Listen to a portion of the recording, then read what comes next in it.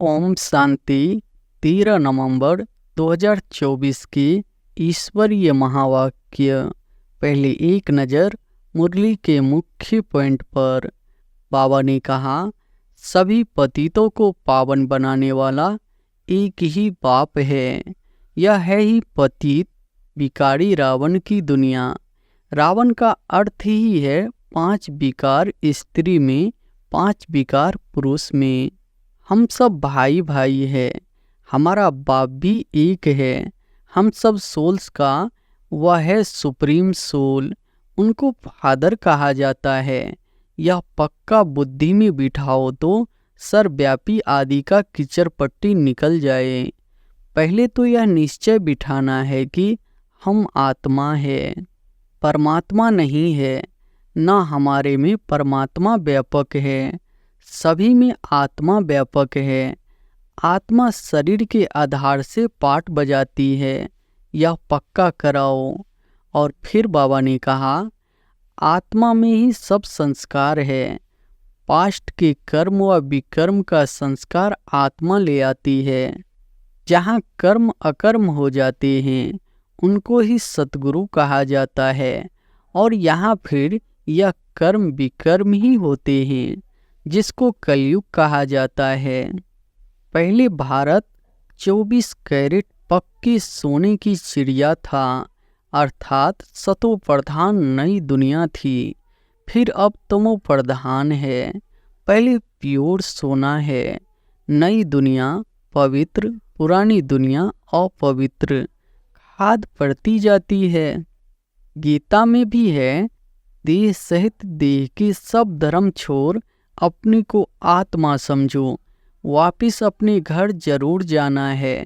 भक्ति मार्ग में कितनी मेहनत करते हैं भगवान पास जाने के लिए, वह है मुक्ति धाम। और फिर लास्ट में बाबा ने कहा, मुक्ति तो किसको मिल न सके, यह ड्रामा अनादि अविनाशी है। कोई कहे यह पाठ बजाना हमको पसंद नहीं, परंतु इसमें कोई कुछ कर न सके।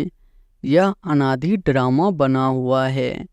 बच्चों को धारणा करनी है, एक बाप के सिवाय और कोई तरफ बुद्धि न जाए। बाप को याद नहीं करेंगे तो पाप कैसे कटेंगे। भगवान पढ़ाते हैं तो भगवान से नहीं आकर पढ़ते हैं। कहते भी है हाँ जरूर आएंगे, परंतु माया उड़ा देती है, रेगुलर होने नहीं देती है। जिन्होंने कल्प पहले पुरुषार्थ किया वह जरूर करेंगे। और अब सुनते हैं महावाक्यों को विस्तार से। मुरली का सार है, मीठे बच्चे सभी को पहले पहले अल्प का पाठ पक्का कराओ। आप आत्मा भाई भाई है। प्रश्न है, किस एक बात में श्रीमत मनुष्य मत के बिल्कुल ही विपरीत है। उत्तर है, मनुष्य मत कहती है हम मोक्ष में चले जाएंगे। श्रीमत कहती है यह ड्रामा अनादि अविनाशी है, मोक्ष किसी को मिल नहीं सकता। भले कोई कहे यह पाठ बजाना हमको पसंद नहीं, परंतु इसमें कुछ भी कर नहीं सकते। पाठ बजाने आना ही है। श्रीमत ही तुम्हें श्रेष्ठ बनाती है। मनुष्य मत तो अनेक प्रकार की है। ओम शांति। अभी यह तो बच्चे जानते हैं कि हम बाबा के सामने बैठे हैं। बाप भी जानते हैं बच्चे हमारे सामने बैठे हैं। यह भी तुम बच्चे जानते हो, बाप हमें शिक्षा देते हैं जो फिर औरों को देनी है। पहले पहले तो बाप का ही परिचय देना है, क्योंकि सभी बाप को और बाप की शिक्षा को भूले हुए हैं। अभी जो बाप पढ़ाते हैं यह पढ़ाई फिर 5000 वर्ष बाद मिलेगी। यह ज्ञान और कोई को है नहीं। मुख्य हुआ बाप का परिचय। फिर यह सब समझाना है हम सब भाई भाई हैं।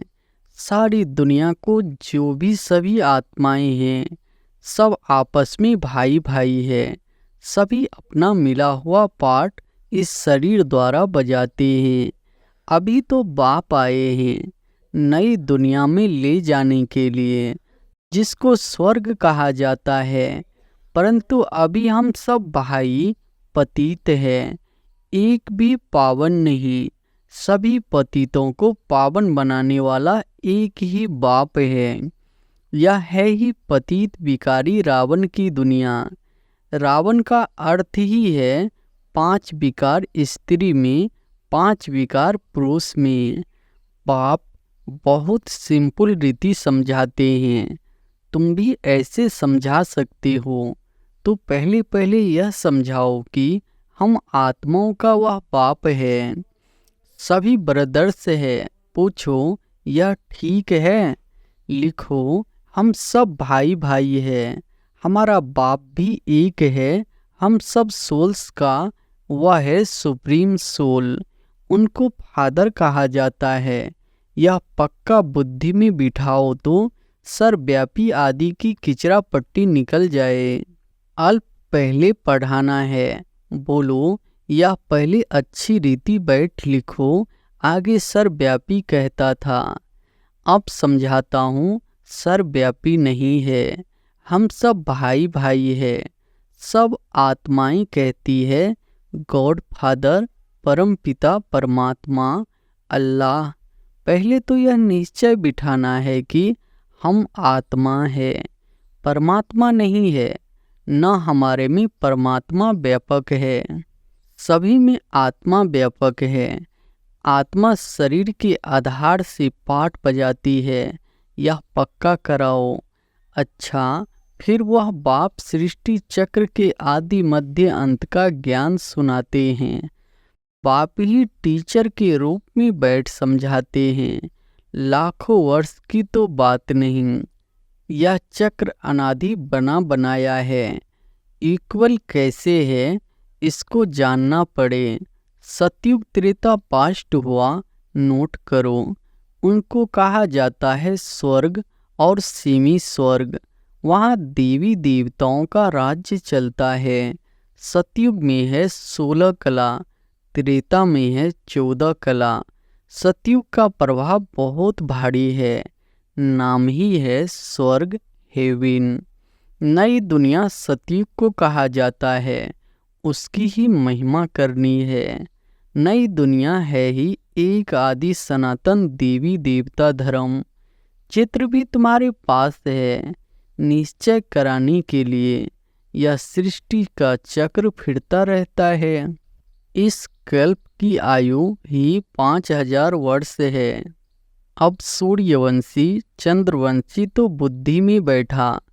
विष्णुपुरी ही बदल राम सीता पुरी बनती है। उनकी भी डिनेस्टी चलती है ना। 2 युग पास्ट हुए, फिर आता है द्वापर युग। रावण का राज्य, देवताएं वाम मार्ग में चले जाते हैं तो विकार का सिस्टम बन जाता है। सतयुग त्रेता में सभी निर्विकारी रहते हैं। एक आदि सनातन देवी देवता धर्म रहता है। चित्र भी दिखाना है, ओरली भी समझाना है। बाप हमको टीचर होकर ऐसे पढ़ाते हैं। बाप अपना परिचय खुद ही आकर देते हैं। खुद कहते हैं मैं आता हूँ पतितों को पावन बनाने के लिए। तो मुझे शरीर जरूर चाहिए, नहीं तो बात कैसे करूँ। मैं चैतन्य हूँ, सत्य हूँ और अमर हूँ। सतो रजो तमो में आत्मा आती है। आत्मा ही पतित, आत्मा ही पावन बनती है। आत्मा में ही सब संस्कार है। पास्ट के कर्म व विकर्म का संस्कार आत्मा ले आती है। सतयुग में तो विकर्म होता नहीं। कर्म करते हैं, पाठ बजाते हैं, परंतु वह कर्म अकर्म बन जाता है। गीता में भी अक्षर है, अभी तुम प्रैक्टिकल में समझ रहे हो। जानते हो बाबा आया हुआ है पुरानी दुनिया को बदल नई दुनिया बनाने। जहाँ कर्म अकर्म हो जाते हैं उनको ही सतयुग कहा जाता है। और यहाँ फिर यह कर्म विकर्म ही होते हैं, जिसको कलयुग कहा जाता है। तुम अभी उस संगम पर बाबा दोनों ही तरफ की बात सुनाते हैं। एक एक बात अच्छी रीति समझे। बाप टीचर ने क्या समझाया, अच्छा, बाकी है गुरु का कर्तव्य। उनको बुलाया ही है कि आकर हम पतितों को पावन बनाओ। आत्मा पावन बनती है, फिर शरीर भी पावन बनता है। जैसे सोना वैसे जेवर भी बनता है। 24 कैरेट का सोना लगे और खाद नहीं डालेंगे तो जेवर भी ऐसा सतो प्रधान बनेगा।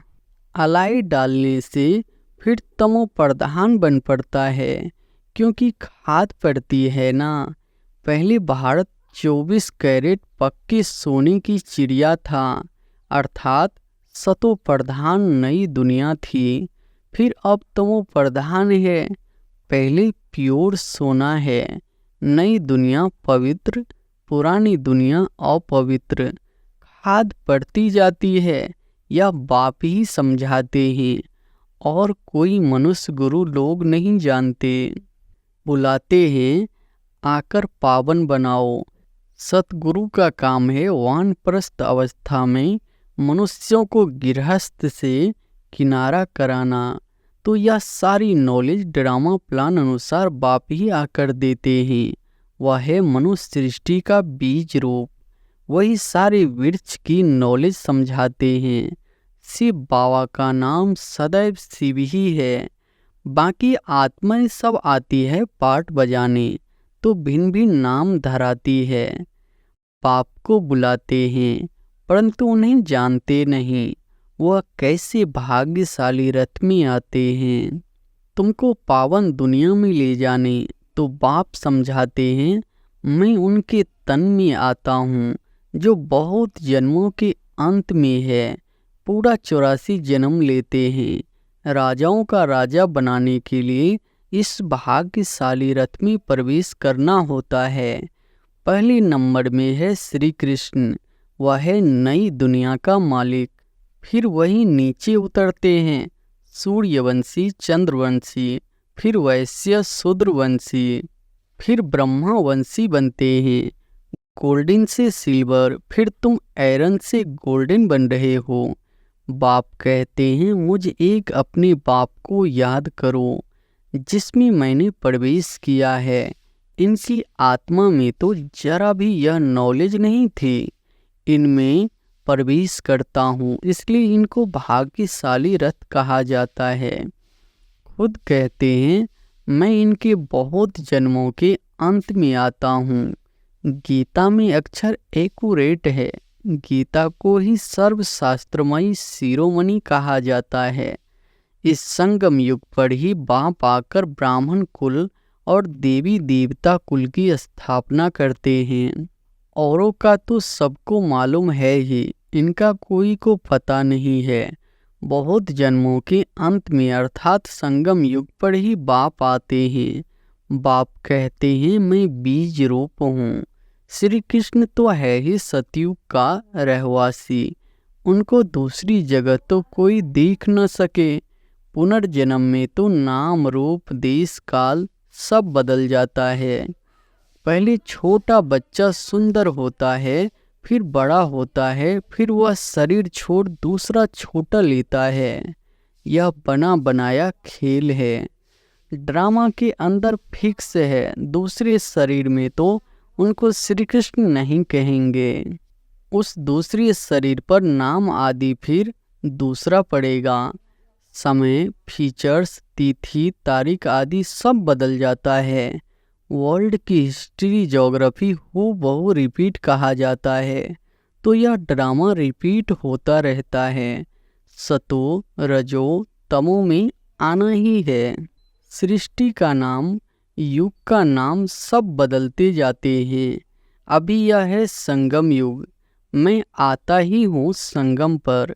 यह हमको अंदर में पक्का करना है। बाप हमारा बाप टीचर गुरु है, जो फिर सतो प्रधान बनने की युक्ति बहुत अच्छी बताते हैं।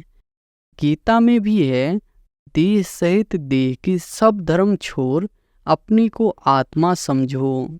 वापिस अपने घर जरूर जाना है। भक्ति मार्ग में कितनी मेहनत करते हैं भगवान पास जाने के लिए, वह है मुक्ति धाम। कर्म से मुक्त हम इनकॉर्पोरियल दुनिया में जाकर बैठते हैं। पाठधारी घर गाया तो पाठ से मुक्त हुआ। सब चाहते हैं हम मुक्ति पावे, परंतु मुक्ति तो किसको मिल न सके। यह ड्रामा अनादि अविनाशी है। कोई कहे यह पाठ बजाना हमको पसंद नहीं, परंतु इसमें कोई कुछ कर न सके। यह अनादि ड्रामा बना हुआ है। एक भी मुक्ति को नहीं पा सकते। वह सब है अनेक प्रकार की मनुष्य मत।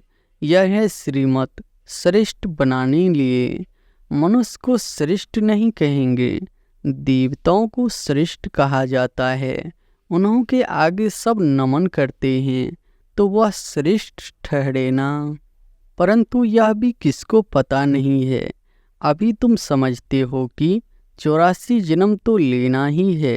श्री कृष्ण देवता है, वैकुंठ का प्रिंस। वह यहाँ कैसे आएगा? न उसने गीता सुनाई, सिर्फ देवता था, इसलिए सभी लोग उनको पूजते हैं। देवता है पावन, खुद पति ठहरे, कहते भी है मुझ निर्गुण हारे में कोई गुण नहीं। आप हमको ऐसा बनाओ। शिव के आगे जाकर कहेंगे हमको मुक्ति दो। वह कभी जीवन मुक्ति जीवन बंद में आते ही नहीं, इसलिए उन्हें पुकारते हैं मुक्ति दो। जीवन मुक्ति भी वही देते हैं। अभी तुम समझते हो बाबा और मम्मा के हम सब बच्चे हैं, उनसे हमें अथाह धन मिलता है। मनुष्य तो बेसमझी से मांगनी करते रहते हैं। बेसमझ तो जरूर दुखी ही होंगे ना। अथाह दुख भोगने पड़ते हैं, तो यह सब बातें बच्चों को बुद्धि में रखनी है। एक बेहद के बाप को न जानने के कारण कितना आपस में लड़ते रहते हैं। आरफन बन पड़े हैं। वह होते हैं हद के आरफन्स, यह है बेहद के आरफन्स। बाप नई दुनिया स्थापन करते हैं। अभी है ही पतित आत्माओं की पतित दुनिया। पावन दुनिया सतयुग को कहा जाता है, पुरानी दुनिया कलयुग को। तो बुद्धि में यह सब बातें हैं ना। पुरानी दुनिया का विनाश हो जाएगा, फिर नई दुनिया में ट्रांसफ़र हो जाएंगे। अभी हम टेम्परेरी संगम युग पर खड़े हैं। पुरानी दुनिया से नई दुनिया बन रही है। नई दुनिया का भी पता है। तुम्हारी बुद्धि अब नई दुनिया में जानी चाहिए। उठते बैठते यही बुद्धि में रहे कि हम पढ़ाई पढ़ रहे हैं। बाप हमको पढ़ाते हैं। स्टूडेंट को यह याद रहना चाहिए, फिर भी वह याद नंबरवार पुरुषार्थ अनुसार रहती है। बाप भी नंबरवार पुरुषार्थ अनुसार याद प्यार देते हैं। अच्छा, पढ़ने वाले को टीचर जरूर प्यार जास्ती करेंगे। कितना अंतर पड़ जाता है। अब बाप तो समझाते रहते हैं, बच्चों को धारणा करनी है। एक बाप के सिवाय और कोई तरफ बुद्धि न जाए। बाप को याद नहीं करेंगे तो पाप कैसे कटेंगे। माया घड़ी घड़ी तुम्हारा बुद्धि योग तोड़ देगी। माया बहुत धोखा देती है। बाबा मिसाल देते हैं, भक्ति मार्ग में हम लक्ष्मी की बहुत पूजा करते थे। चित्र में देखा लक्ष्मी पाँव दबा रही है तो उसे मुक्त करा दिया। उनकी याद में बैठते जब बुद्धि इधर उधर जाती थी तो अपने को थप्पड़ मारते थे। बुद्धि और तरफ क्यों जाती है। आखिरी विनाश भी देखा, स्थापना भी देखी, साक्षात्कार की आस पूरी हुई। समझा अब यह नई दुनिया आती है, हम यह बनेंगे। बाकी यह पुरानी दुनिया तो विनाश हो जाएगी। पक्का निश्चय हो गया। अपनी राजधानी का भी साक्षात्कार हुआ तो बाकी इस रावण के राज्य को क्या करेंगे। जबकि स्वर्ग की राजाई मिलती है। यह हुई ईश्वरीय बुद्धि। ईश्वर ने प्रवेश कर यह बुद्धि चलाई। ज्ञान कलश तो माताओं को मिलता है, तो माताओं को ही सब कुछ दे दिया। तुम कारोबार संभालो, सबको सिखलाओ। सिखलाते सिखलाते यहाँ तक आ गए। एक दो को सुनाते सुनाते देखो अब कितने हो गए हैं। आत्मा पवित्र होती जाती है, फिर आत्मा को शरीर भी पवित्र चाहिए, समझती भी है, फिर भी माया भुला देती है। तुम कहते हो 7 रोज पढ़ो तो कहते हैं कल आएंगे। दूसरे दिन माया खलास कर देती है, आते ही नहीं। भगवान पढ़ाते हैं तो भगवान से नहीं आकर पढ़ते हैं, कहते भी है हाँ जरूर आएंगे, परंतु माया उड़ा देती है, रेगुलर होने नहीं देती है। जिन्होंने कल पहले पुरुषार्थ किया वह जरूर करेंगे और कोई हट्टी है नहीं। तुम पुरुषार्थ बहुत करते हो, बड़े बड़े म्यूजियम बनाते हो। जिन्होंने कल पहले समझा है वही समझेंगे। विनाश होना है, स्थापना भी होती जाती है। आत्मा पढ़कर फर्स्ट क्लास शरीर लेगी। एम ऑब्जेक्ट यह है ना, यह याद क्यों नहीं पड़ना चाहिए। अभी हम नई दुनिया में जाते हैं अपने पुरुषार्थ अनुसार। अच्छा, मीठे मीठे सिकिलधे बच्चों प्रति महत पिता बाप दादा का याद प्यार और गुड मॉर्निंग। रूहानी बाप की रूहानी बच्चों को नमस्ते। धारणा के लिए मुख्य सार पहली पॉइंट है, बुद्धि में सदा याद रहे कि अभी हम थोड़े समय के लिए संगम युग में बैठे हैं। पुरानी दुनिया विनाश होगी तो हम नई दुनिया में ट्रांसफ़र हो जाएंगे, इसलिए सबसे बुद्धि योग निकाल देना है। दूसरी पॉइंट है, सभी आत्माओं को बाप का परिचय दे कर्म अकर्म विकर्म की गुह्य गति सुनानी है। पहले अल्प का ही पाठ पक्का कराना है।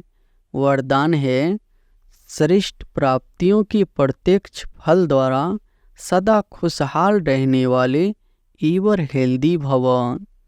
श्रेष्ठ प्राप्तियों के प्रत्यक्ष फल द्वारा सदा खुशहाल रहने वाले एवर हेल्दी भव। संगम युग पर अभी अभी किया और अभी अभी श्रेष्ठ प्राप्ति की अनुभूति हुई, यही है प्रत्यक्ष फल। सबसे श्रेष्ठ फल है समीपता का अनुभव होना। आजकल साकार दुनिया में कहते हैं कि फल खाओ तो तंदुरुस्त रहेंगे। हेल्दी रहने का साधन फल बताते हैं और आप बच्चे हर सेकंड प्रत्यक्ष फल खाते ही रहते हो, इसलिए एवर हेल्दी हो ही। यदि आपसे कोई पूछे कि आपका क्या हाल चाल है, तो बोलो कि फरिश्तों की चाल है और खुशहाल है। स्लोगन है, सर्व की दुआओं के खजाने से संपन्न बनो तो पुरुषार्थ में मेहनत नहीं करनी पड़ेगी। अच्छा, ओम शांति।